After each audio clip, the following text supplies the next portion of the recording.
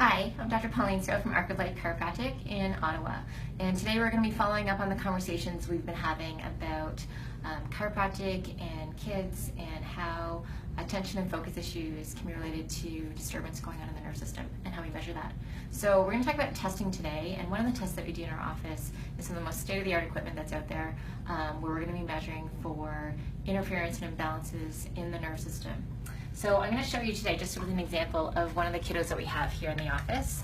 And so you can see with this little guy here, it's a couple scans that we're going to look at today. One is what we call an EMG scan. We're going to be measuring for basically how the nerves are going to the motor part of the nerve system. But we're looking here at these numbers. So these three numbers here, those should be around between 80 and 120. And you can see how this pattern, this number here, the pattern number, is really low. And so a low pattern, that's going to indicate basically disorganization. Disorganization as far as information going to the brain, therefore being that much more difficult to then put a proper response to that. So a very low pattern of 58. Also we have a really high energy, again, should be about 100. So instead we've got 223, so extremely high energy number with this kiddo, and that's showing us that we have a lot of noise that's coming into the brain. So literally it's going to cause the brain to spin.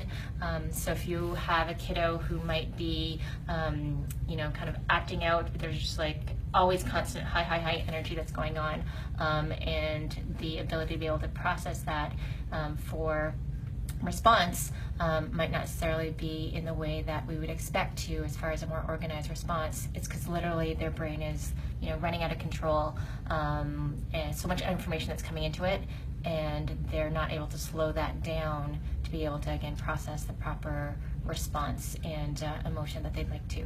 Up in here we're seeing, this is for the autonomic nerve system function, a thermography scan, and so we're seeing a lot of stress all the years. The color, the red and the black, all the concentration of color that you see here is a lot of stress and imbalance to that nerve system. So this can be affecting immune function, it can be affecting, causing things like ear infections, it affects focus, behavior, it can affect sensory issues, speech issues, and the ability of the vagus nerve to control that balance between, again, the two parts of the nerve system.